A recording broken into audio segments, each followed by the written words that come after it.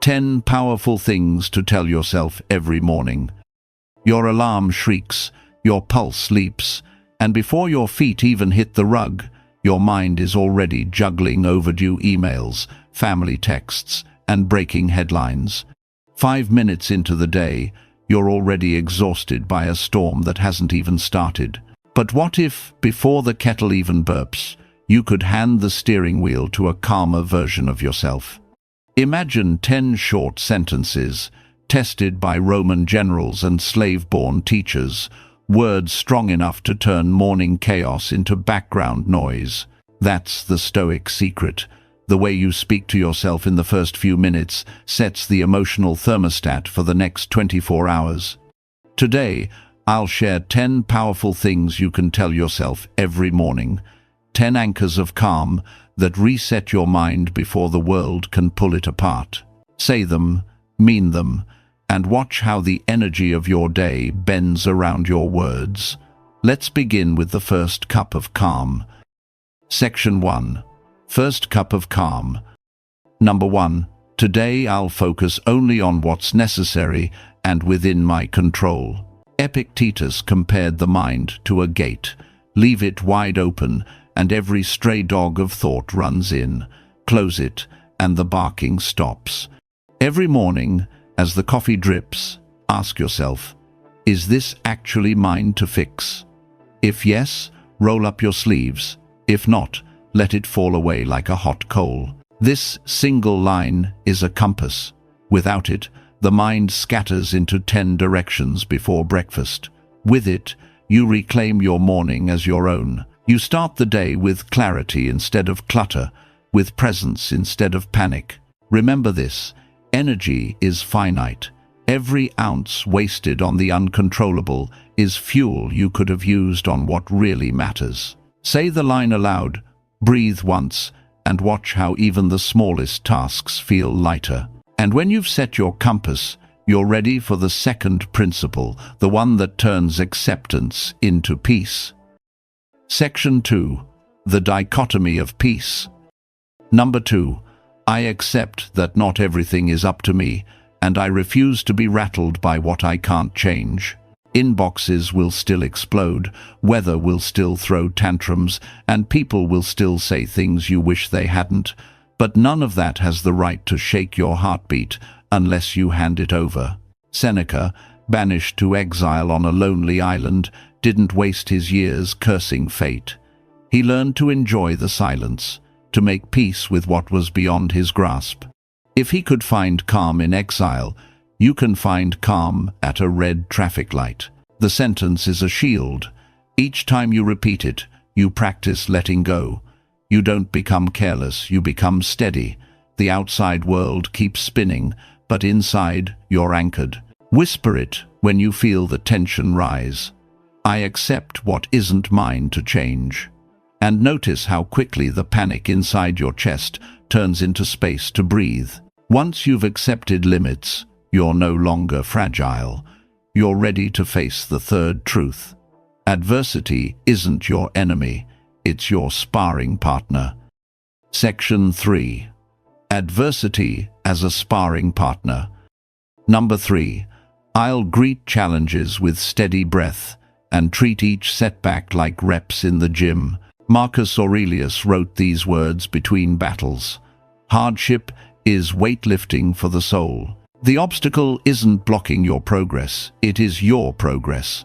Every test, every interruption, every difficulty is the barbell that forges your strength. So when the group chat drama flares, when your project gets delayed, when a door slams in your face, pause. Whisper the sentence, "This is training." Take a breath as if you're chalking your hands for the next lift. Then push through, not as a victim, but as an athlete who knows the reps will build you. This shift doesn't make life easier, but it does make you stronger. And strength is contagious. People around you will see the steadiness and wonder where it comes from. Once you can treat struggle as training, the fog of frustration begins to lift, and that's when the fourth principle shines through. Gratitude, the lens that cuts through the haze and shows you what's already enough. Section 4. Gratitude that cuts through fog. Number 4. I'm grateful for this new day and the chances hidden inside it. Gratitude, in Stoic hands, isn't soft or sentimental, it's sharp. It slices through the fog of entitlement that blinds us to the gifts already in reach. You woke up, you can breathe. You still have another round to play. That alone is enough to reframe the day. Seneca once reminded himself that life isn't short, it's just that we waste so much of it. Gratitude corrects that waste. It forces you to notice the ordinary miracles, the roof above your head, the hum of running water, the way morning light bends through a window. So, as you brush your teeth, repeat it. I'm grateful for this new day. Let the mint sting remind you that the simple act of being here is a victory. Gratitude doesn't erase problems. It shrinks them back to their true size. And once you've grounded yourself in thankfulness, you're ready to lace up with the next tool, the 4 virtues in a single breath. Section 5. The 4 virtues in one breath. Number 5. Integrity, wisdom, courage, self-discipline check. 4 words, a complete toolkit. The Stoics believed these were the pillars of a life well lived. Integrity means you speak truth even when your voice shakes. Wisdom means you pause long enough to choose the smarter path, not just the louder one. Courage means you act even while fear is still buzzing in your chest. And discipline means you show up again tomorrow, no matter how today went. Say them out loud as you lace your shoes. Integrity, wisdom, courage, discipline. By the time the knot is tied, you've dressed your character as much as your feet. This ritual doesn't guarantee a perfect day, but it guarantees a principled one. And a principled day stacks into a principled life. With the 4 virtues anchored in place, you're ready to step into the next challenge, staying fully present in a world addicted to distraction. Section 6. Presence over noise. Number 6. I'll be here fully when other people speak. The world is loud. Notifications ping like slot machines, pulling your attention into 1,000 directions. But the Stoic move is not to chase the noise, it's to choose presence. When someone talks to you, that moment is the test. Will you glance at your phone, or will you look them in the eye and really hear? Marcus Aurelius reminded himself daily that we were made for cooperation, not distraction. Listening fully, attentively, is a form of service, and it's also a form of strength. So when your roommate vents, when your partner shares, when your child asks the same question for the 10th time, pause, pocket the phone, breathe once, say silently, I'll be here, fully, and then prove it by listening like their words matter because they do. Presence isn't just a gift to others, it's a gift to yourself, because when you master attention, you master life. And with that mastery, you gain the power to right-size your problems before your mind blows them out of proportion. Section 7. Right-sizing problems. Number 7. I won't turn a paper cut into a shark bite. The mind loves to exaggerate. One awkward text becomes the end of a friendship. One critical comment feels like proof you're unworthy. Left unchecked, your imagination can turn paper cuts into mortal wounds. The Stoics knew that perception is everything. Marcus Aurelius reminded himself, if it's endurable, then endure it. Stop complaining. Most of the storms that shake us aren't hurricanes, they're passing showers. So the next time your brain tries to blow up a minor problem, pause, say the line, I won't turn a paper cut into a shark bite. Then shrink the story down to size by asking, what's the next small step I can take? That question flips panic into progress. Everest turns into a staircase. What felt like a disaster becomes just another task on today's list. And once you've learned to downsize problems, you're ready for the next step, using even criticism, the sting of other people's words as raw material for growth. Section 8. Criticism as raw material. Number 8. Feedback is sandpaper. I'll use it to smooth my edges. Criticism stings. It always has, it always will. But the Stoic knows that sting is also a tool. Seneca didn't shy away from his hecklers, he invited them, because each harsh word was a chance to sharpen himself. When someone criticizes you, your first impulse is to defend, to argue, to reject. Instead, try this. Breathe, count to 4, and silently repeat, "Feedback is sandpaper." Then ask, "Is there one grain of truth here that can make me better?" Armor isn't built by compliments, it's built by friction, and the people who test your patience are often the very ones who accelerate your growth. So take the grit, discard the venom, and use what remains to polish your character. Over time, you'll discover that critics can't break you, they can only refine you. And with that mindset, you're prepared for the 9th affirmation. The power of living right here, right now, in the only moment you truly own. Section 9. Present moment, only moment.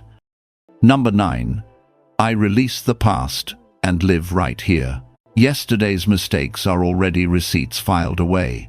Tomorrow's worries are just invoices that may never come due. The only real currency you hold is this moment, the breath you're taking right now. Marcus Aurelius put it bluntly, confine yourself to the present.